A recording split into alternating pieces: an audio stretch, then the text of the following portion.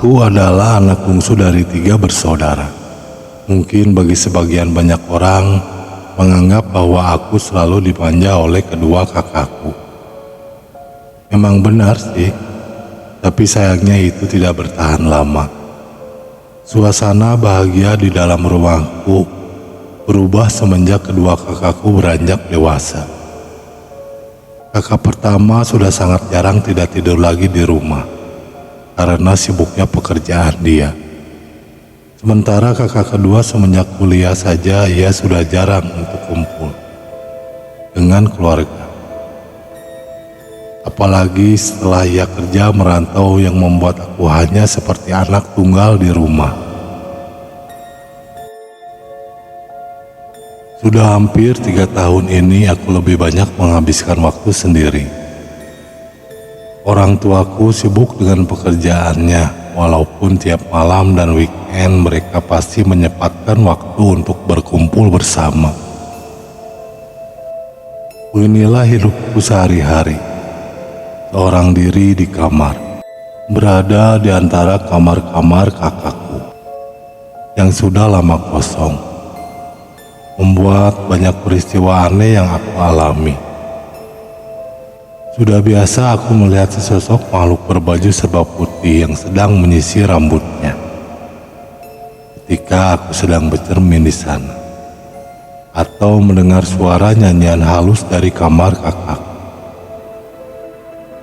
atau di saat bocah kecil botak yang selalu menumpang tidur di atas lemari bajuku, atau mungkin juga serangkaian peristiwa paling seram selama seminggu yang aku alami. Minggu itu adalah minggu yang melelahkan karena aku sedang mendapat tugas proyek dari kampus dan aku selalu pulang pada sore hari menjelang petang. Namun pada hari Rabu sorenya, saat pulang ke rumah tanpa pikir panjang, aku langsung melemparkan badanku ke kasur yang ada di kamar kakak. Kamar kakakku yang satu ini sudah hampir 2 tahun tidak ditempati. Kata orang, bila 45 hari ruangan tidak dihuni, maka akan ada penunggu yang berada di dalamnya. Sudah banyak kejadian di kamar itu. Setiap malam Jumat Kliwon pasti akan ada suara perempuan sedang menyinden dari kamar itu. Tidak ada yang berani tidur di sana. Tapi saat itu entah kenapa aku mendadak langsung tidur di kamar itu. Padahal aku tidak pernah mau untuk tidur lagi di salah satu dari 2 kamar kakakku. Mungkin karena saat itu saking capeknya, ya, jadi aku langsung saja menghampiri kamar yang mana saja. Aku pun seketika terlelap. Saat terbangun pada malam hari, bahuku terasa berat.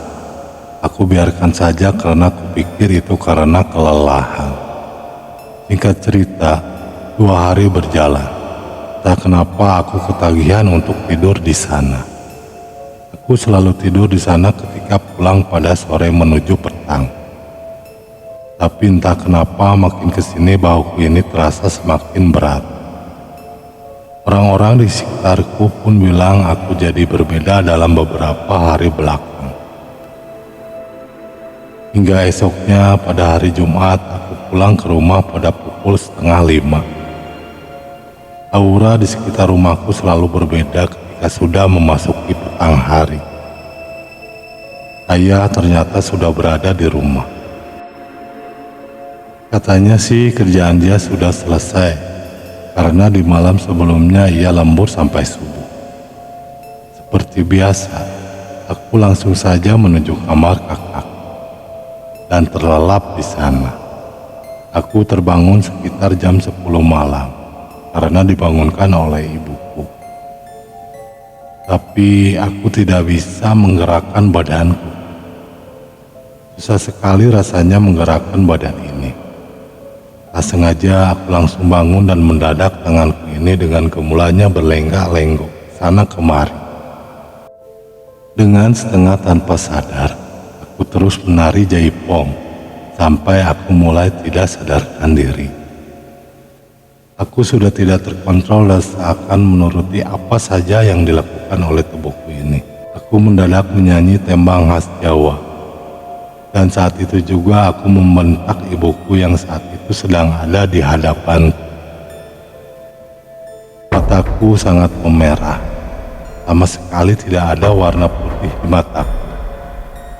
Aku terus berteriak ke ibuku dan sontak teriakan itu perlahan berubah menjadi cekikikan kecil. Itu jelas bukan kehendak. Sesuatu seperti menggerakkan badanku ini. Aku bisa melihat dan merasa keadaan sekitar, tapi tidak bisa mengontrol tubuh ini. Lama ayahku datang dan langsung memegang kepalaku, sembari membaca doa. Ayahku saat itu membaca ayat kursi berkali-kali. Astaga, kupingku terasa sangat panas dan tidak kuat menahannya. Sangat panas sampai ke sekujur badan. Sampai akhirnya dengan sendirinya aku berteriak histeris. Lalu kembali menyanyikan tembang khas Jawa dengan lirih dan lambat. Aku semakin tidak terkontrol sampai akhirnya aku terbangun sambil terbaring di lantai di ruang keluarga. Banyak tetangga termasuk ibu dan ayah yang berada di sekelilingku. Seorang lelaki bersorban yang sudah cukup tua berada persis di sebelahku, terus berusaha untuk menenangkanku sambil membacakan doa-doa. Kepalaku sangat berat dan aku masih belum bisa berucap sepatah kata pun. Singkat cerita, aku sudah kembali sadar dan sudah melakukan aktivitas seperti normal. Di kepalaku masih terngiang peristiwa pada Jumat malam itu. Lalu aku beranikan diri untuk bertanya pada ayah, apa yang terjadi pada diriku saat itu. Menurutnya, sesaat setelah aku masuk ke dalam rumah, ayahku melihat ada sesosok perempuan berbaju adat Jawa yang memegang bahu dan mengikutiku ke kamar kakak itu. Ayah sontak kaget dan tidak bisa menahanku, karena saat dia memanggil namaku berkali-kali, katanya aku terus cuek dan masuk ke kamar. Sampai pada sekitar jam 10, ketika ibu membangunkanku, aku tiba-tiba menari-nari dan menyinden. Ibu melihat rambutku tiba-tiba panjang dan diikat seperti seorang pesinden. Padahal rambutku pendek sebahu. Mataku melotot, berwarna merah pekat lemah. 2 hari setelah kejadian itu, aku masih sering melamun tidak jelas. Sampai akhirnya ayah mendatangkan orang pintar ke rumah. Ternyata menurut orang pintar itu banyak sekali makhluk halus yang berada di 2 kamar kakakku yang lama kosong itu. Bahkan menurutnya kamar tempat kejadian itu adalah tempat berkumpulnya teman-teman makhluk halus yang diundang oleh penunggu kamar itu setiap malam Jumat.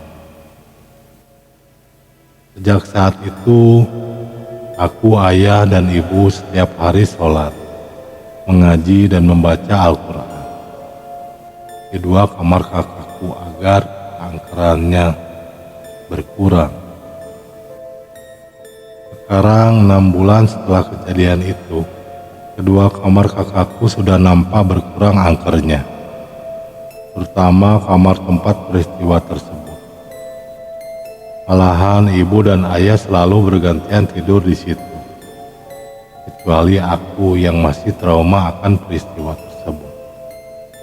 Namun, secara keseluruhan keadaan sudah mulai membaik dan normal.